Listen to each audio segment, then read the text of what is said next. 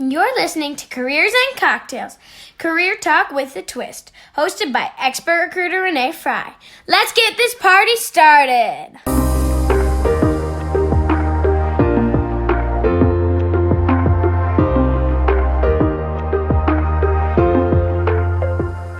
Hey party people, welcome to Careers and Cocktails with Renee Frey. Today I have a phenomenal guest.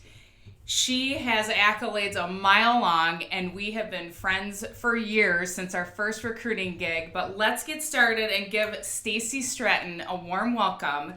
She is the president and CEO of True Talent Group, the fastest growing marketing, creative, and digital staffing recruiting agency in the Twin Cities. She speaks regularly on how she's built a multi-million-dollar company and the latest in talent trends, leaving audiences inspired and empowered.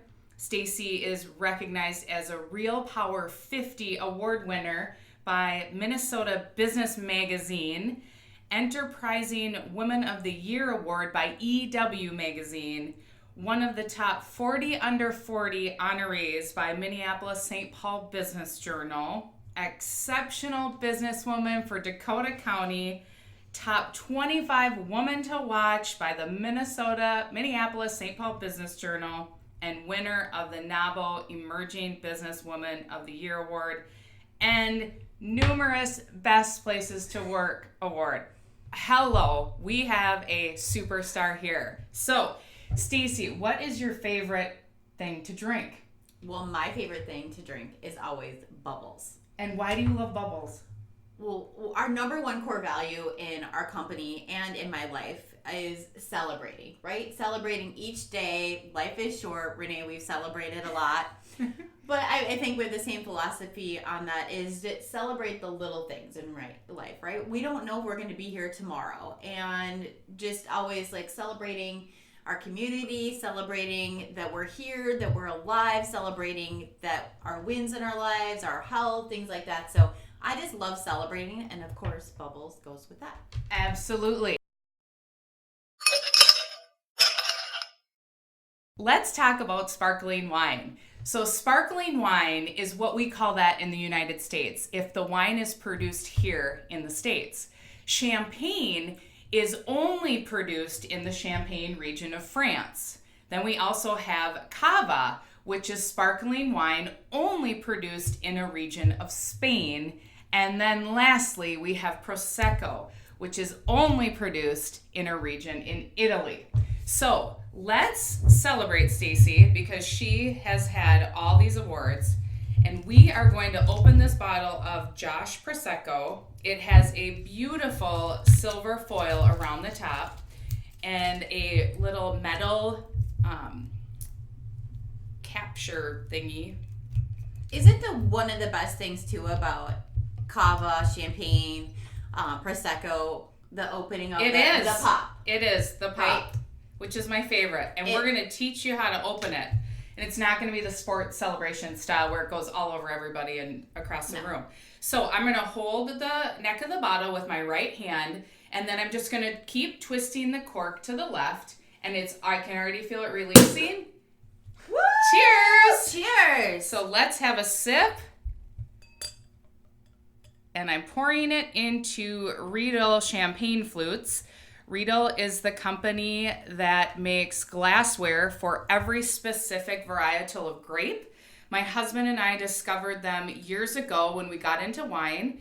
They make a specific glass for champagne, a specific glass for Cabernet, a specific glass for Pinot Noir, and we've just fallen in love with them. And we've also done a taste test with the glasses where we've had the Riedel, a Lenox crystal glass, and then a Target wine glass. And the tastes are phenomenal. So there is a difference there. Is. Okay, I've always wondered that. Yeah.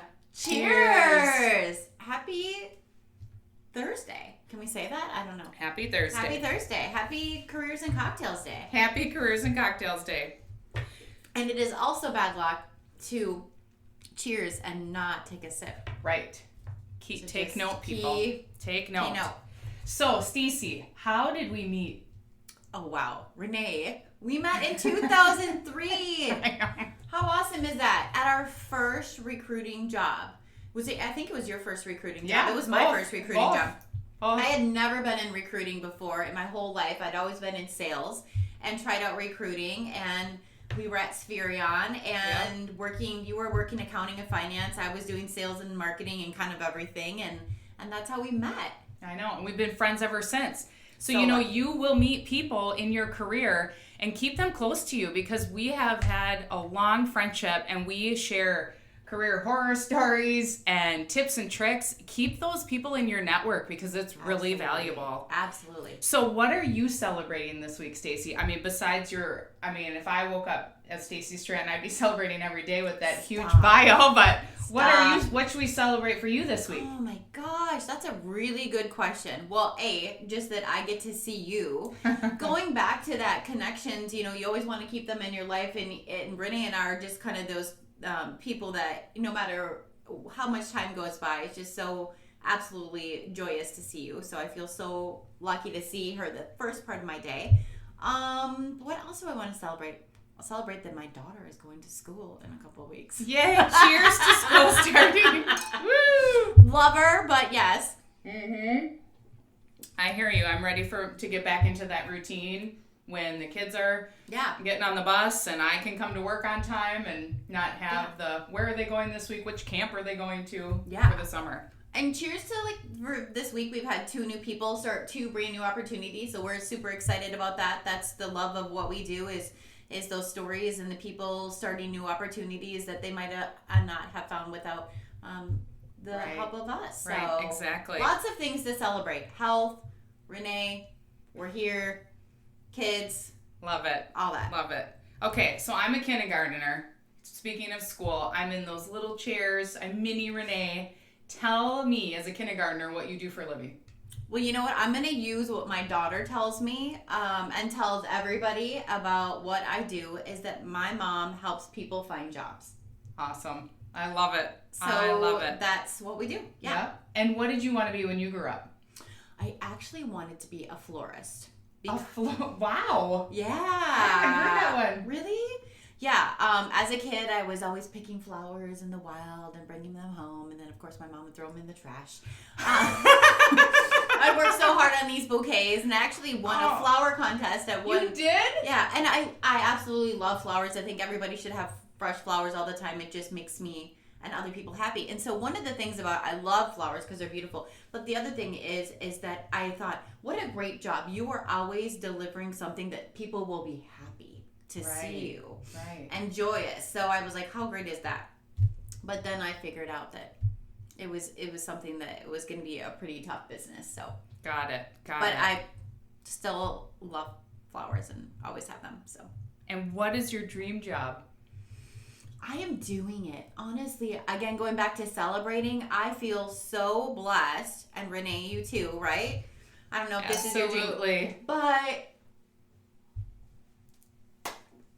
gotta do it. But just feel so blessed to be doing something that I absolutely love. And I always tell people, and I'm guessing Renee, you do this too, that life is too short. So if on Sunday night you're feeling, and we both had that, right? Where you're feeling unsettled, don't want to go to work, like, ugh, I just am having that feeling, or I mean, even, I hear about people who are crying on their way to work. I know. It's just a terrible feeling, and I just feel so blessed that I have this job where every day that we can make a difference, and I cannot imagine doing anything else. Same. So Same. Helping people. How lucky are we? Pay raises and promotions is phenomenal. We are so lucky. We are so lucky.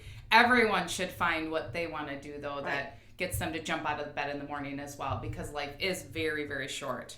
So I'm curious, if you didn't own True Talent Group, what company would you secretly want to work for? Ooh, that's a really good question. Honestly, I don't know. So we'll come back to that. Yeah. We'll come back to that. So tell me about awful interviewing experience you had when you were the applicant applying for the job. Renee. I have to cut these out. Well, I'll tell you mine. Okay, tell me. So I was going to a Fortune 500 company in the Twin Cities, and I'm dressed in, a full suit. So I have my sport coat on, I'm wearing a blouse, I have my pretty jewelry on, my hair's all done, and I'm wearing a skirt. First of all, I get into a car accident on the way there because it's the middle of winter. I slid down a hill and there was like a 6-car pileup on the right side, and I avoided the pileup, but I was freaking out and I accidentally just touched the vehicle in front of me. Oh. So we pulled over. The guy was super nice. I said, oh my gosh, I'm going to an interview. I'm going to be late. Can we just exchange information quick? I'll give you my phone number. I promise we will get back in touch. Yes. And he's like, oh, absolutely. Good luck on your interview. Well, I'm already frazzled. I call the company on the way there and I let them know I'm going to be late. I was in a car accident. But I realize, car accident, going to the interview, maybe that's a bad sign. So I continued on because I'm tenacious. Right. I get to the interview. And there is a gal in HR. She's the human resources generalist. And mind you, I'm coming from a recruiting agency. Right. And I'm interviewing at this huge corporation. And she asks me about my performance reviews. And I'm like, well, I haven't had a performance review. And she couldn't wrap that around her brain that companies actually don't do performance reviews because we are based in recruiting, typically on the revenue that we're bringing in for the organization. Absolutely. So revenue equals productivity and performance to recruiting firms, most of them anyway. Right. And she kept asking me, and I kept saying, I haven't had a performance review. And she couldn't get past it. But then I started sweating so bad, I could feel it dripping down my back. And for me, that was the worst. Oh, I just want to give you a hug right now. That was the worst interview ever. Right. And when I left her, I had to ask for a restroom break so I could get the sweat off my face because I was meeting more people. But I was just devastated, embarrassed because I was already late. Frazzled, embarrassed because I'm sweating. Right. But that's my worst interviewing story from my perspective. I have one on the client side. So I was interviewing with this company, and I had worked for GE Modular Space at one time, and actually I kind of loved the job, but because I'm very half class, half trash. But so at one point I sold construction trailers, and then also they turned them into these model homes, freight homes, schools, things like this, these modular buildings. And so I was kind of going through my background with this manager, and he said, "Oh, you're a construction broad." Oh my gosh, that would not fly today. And I guess I was just, this was, even at a point where I was kind of taken back, and I was like, going through the rest of the interview, I just froze because I was like, broad, but since then I've had a couple people say that to me, and I'm like, and then I send them back and I'm like, this is what that actually means. And so I know he didn't mean any ill will on that, but so one of the things that too we like to do is kind of prep clients and what not to say. I did not take that job. Exactly. Well, that brings up another story. So as female business owners, we encounter situations that will blow your mind, and we align ourselves with companies that have similar values to ours. Right. And we have extreme high integrity. But what I have told and shared with people is that I guess I just am oblivious to it.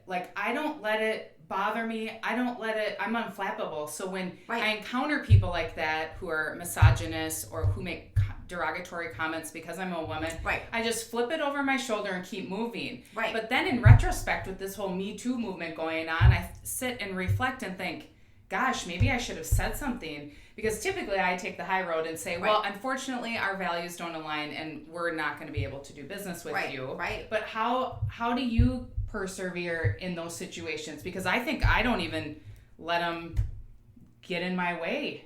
I think, and I love that about you. I think that's one of the reasons that you're so successful, is that you are so tenacious and don't let things bother you. I might be a little bit more sensitive, where I would say, here's what's on my heart. Here's what I'm thinking. Here's what I heard, and this is what that meant to me. And then I love that. Most of the time people are like, oh, I did not mean that, right? Sure. We've all said things that we didn't mean, or like, ooh, So I don't like conflict. I don't like to think it's outstanding. So I'll kind of hit it head on. And if they're like, answer it in a way that I guess isn't in line with my core values, then again, I know, like, move on. But I'd like to give people the benefit of the doubt. Like, I love that. Say your approach again, Stacy, so that people can hear it one more time. Yeah, I would say that, here's what's on my heart. Here's how that made me feel. And then usually they'll say, oh my gosh, I never meant to feel that way. Or, just like still we have clients who ask things that, they shouldn't, but they don't really have any ill will about it. They just don't know that they shouldn't be asking those things. So I don't like conflict. I like to kind of just hit it head on and just give people the benefit of the doubt. And then based on their answer, then figure out how do we move forward. I love that approach. I'm going to take that and put that into my toolkit as well. And ironically, the reason why I think I do that, where I just blow it over my shoulder or don't even deal with it, is because growing up, so my mom is deaf, and growing up, I saw her experience discrimination because I had to be the primary communicator for her oftentimes. And my mom, the way she handled it was she stood proud and just kept going and didn't let it affect her. And clearly, I've done the same thing. Your mom is amazing. Yeah, thank you. I've done the same thing, though. Right. If anyone is putting me down or getting in my way, I just go around. Which is, I so admire that, that you can do that. One of the things that I'm working on as a person, right, is perception, right? And so I don't know if you've read Daring Greatly by Renee, I love right? That book. But I really try to figure out too, like, I like to give people the benefit of the doubt, right? So you always want to think of the positive intent. People. Yeah, positive intent. But then also thinking about, based on that, after that conversation, like, who's really in the arena with you, and then who's outside. The people outside the arena don't understand what your life is like. They don't understand what you're going through. And the people outside of the arena, I think they don't really matter. Yeah, I agree 100%. So, next question. Who was your favorite boss? Have you had one? I've had one. Go ahead. You'll inspire me. I got to think about this. So there was a gal at Target Corporation who was a phenomenal leader. And the reason why she was phenomenal. So when I'm an employee of an organization, my philosophy is I'm here to make my boss look really good. Absolutely. And they're here to block and tackle for me and remove roadblocks so I can soar. Mm-hmm. This individual at Target, her name is Katie. I won't mention her last name. She was phenomenal in doing that. She supported me. She understood me. She was a working mom as well. She really took the time to understand each member of her team and managed us differently, which is what I strive to do in my company. Right. Not everybody is the same. Right. And not everyone is motivated by the same things. Exactly. But she was phenomenal. And then she would also, one thing that I loved about her is we don't give ourselves enough credit. And she would pull out and say, Renee, look at these results. You have to take credit for that. While I was just, pushing it aside. And so she would elevate all of that. And that helped me really be able to speak to my capabilities and shine in that company, which she knows. I've tagged her on LinkedIn when they say, who's your favorite boss? She is someone that I am still grateful for today. And I think going back to that, she made you feel appreciated, right? Yeah. Like that. I mean, I think a lot of times when we interview people, or people are leaving their jobs, they're just saying, I just don't feel appreciated. Nobody said thank you. I mean, it's the little things, right? When she said, Renee, let's go back. Let's celebrate your successes. Yeah. Like, let's celebrate what you've done. Like, take a minute and just know that you're doing a great job. Exactly. So that's awesome. I've had a lot of good bosses. I'm really lucky. I would say I would go back to one of my favorite bosses was actually in college. Yeah. And I was working. So wait, tell everyone where did you go to college? So I went to UW Eau Claire in Wisconsin. Go Blue Golds. Go Blue Golds. I'm from a super small town in Wisconsin, so Eau Claire was a big school for me to go to. I know, super sad. But I was working at the pool. I was a lifeguard at Hillcrest Country Club. And that was a great job. Let's just say that. But I happened to work the tiki bar one night because somebody didn't show up. And they're like, can you work lifeguard to tiki bar? You're versatile. Well, I mean, you have to be. There's like, hey, Stacy, can you work this? We don't have anybody. And I was like, I don't know how to bartend, but I'll figure it out. Sure. I mean, that's life, right? Right. Sure, yeah, whatever. And I met this guy there who owned a real estate appraisal company and said, asked me about my background, and he said, hey, I'm looking for like somebody just to kind of help me out a little bit, like with some admin stuff. Would you want some extra work? And I was like, yes. I mean, I was always the person with 3 jobs and always willing to take on work. Offered me this great salary to do that, and then took me under his wing. And then I got to see so many amazing things, and was so gracious and amazing to me. And through that, and basically it just kind of showed me possibilities of a whole new world, and was just so awesome and flexible with me. And again, cheering me on and knowing what was important to me and showing me all these things that I never saw in my life. And it was just like, that was my dream job. That's awesome. back then, right? I mean, I was like, I gotta pinch myself that somebody is paying me to do this. How fun is this? So, exactly. A lot of good bosses, though. I think, Renee, tell me about this when you are picking out who is a good person for you to work with. I think that people leave leaders, not companies. So I think on that side of things, like for us too, it's A, do you fit our core values, but B, is it somebody that I'd want to have a cocktail or a coffee with? Oh, good perspective. What about and learn more about them and spend time with them? Yeah. What about you? How do you chart or choose who you're gonna? Yeah, I would say I have to like them. If I don't like them, then there's not going to be that chemistry, and we're not going to be able to do great things together. Right. So I certainly have to like them. But I love the perspective. Can I go have a coffee or a drink with them? So, I mean, that's a great thing to think about for sure. Yeah, I just think you have to surround so yourself with the people that you like. Yes, absolutely. I mean, granted, you do have to. I'm always about bringing in people who are stronger in the areas that I'm weak in, right? To round out my team, to get that diversity and the diversity of thought. Mm-hmm. However, I still have to like them all. Absolutely. Yep. And you could like people of all, like, just because they don't have the same hobbies or likes or whatever than you. Absolutely. And I would tell you that the people that you like, then you're gonna fight for and work harder for. So, when that feeling is mutual, absolutely, you're just gonna elevate the whole team. Absolutely. Yeah. Love that.